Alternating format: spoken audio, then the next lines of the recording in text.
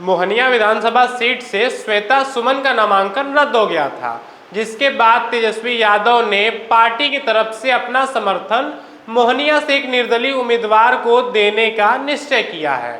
बता दें, श्वेता सुमन का नामांकन रद्द करने का कारण गलत जानकारी देना बताया जा रहा है।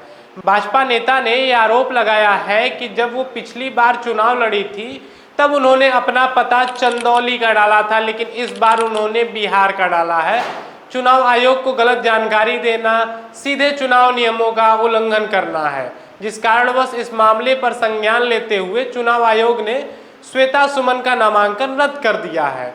लेकिन श्वेता सुमन ने आरोप लगाया है कि ये भाजपा नेताओं की चाल है। उन्हें चुनाव लड़ने से रोकने के लिए उनका ये भी कहना है कि वो पिछले 20 साल से बिहार में रह रही हैं, तो ये कैसे संभव हो सकता है कि इस वजह से उनका नामांकन रद्द कर दिया जाए। इस फैसले के बाद क्या था, आरजेडी अपना एक सीट ऐसे ही खराब तो नहीं करेगी। इसी कारणवश आरजेडी के नेता तेजस्वी यादव ने यह निश्चय किया कि मोहनिया विधानसभा सीट पर किसी अन्य विश्वासु उम्मीदवार को समर्थन देंगे, जिसके बाद वो निर्दलीय उम्मीदवार से श्री रवि पासवान सुपुत्र श्री छेदी पासवान को राजद की तरफ से समर्थन देने की बात कही है।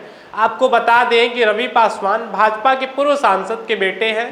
पहले वो एनडीए से जुड़े थे, लेकिन अब वो राजद के समर्थन से अपनी स्थिति क्षेत्र में मजबूत करने का प्रयास कर रहे हैं।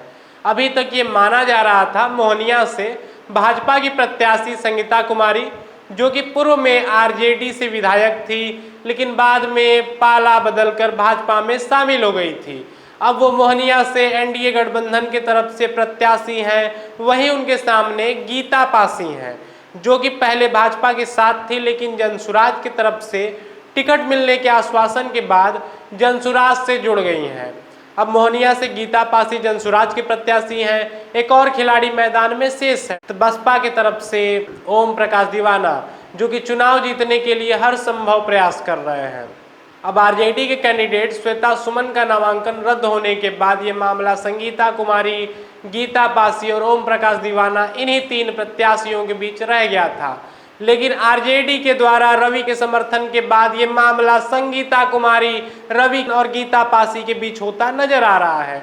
अक्सर राजनीति में संभावनाओं से विपरीत चीजें घटित हो जाती हैं, लेकिन फिलहाल की स्थिति मैदान में यही नजर आ रही है। अब यहाँ पर यह भी देखना दिलचस्प होगा कि अब यादव और मुस्लिम वोटर्स किधर शिफ्ट होंगे। क्या वो आरजेडी की बात सुनकर रवि पासवान को अपना पूर्णतः समर्थन देंगे, या वो बसपा की तरफ शिफ्ट होंगे। यदि हम 2020 के चुनाव को समझने का प्रयास करते हैं तो हमें साफ साफ दिखाई पड़ता है कि संगीता कुमारी आरजेडी की तरफ से 12,054 वोट से चुनाव जीती थी। दूसरे नंबर पर भारतीय जनता पार्टी थी, यानी कि मुकाबला सीधे सीधे संगीता कुमारी और गीता पासी के बीच हो जाएगा। यदि जनता तेजस्वी के बात को ना माने तो फिर क्या हो सकता है, इस बात को समझने से पहले आगे की इस वीडियो को जरूर देखें। मोहनिया की जनता को नमस्कार। आप सब लोगों को हम बताना चाहेंगे कि आज जो हमारे प्रत्याशी श्वेता सुमन जो थी, उनका नामांकन जो है रद्द कर दिया गया है। हालांकि पिछले बार वो लोजपा से लड़ी, तब उनका नामांकन रद्द नहीं किया गया,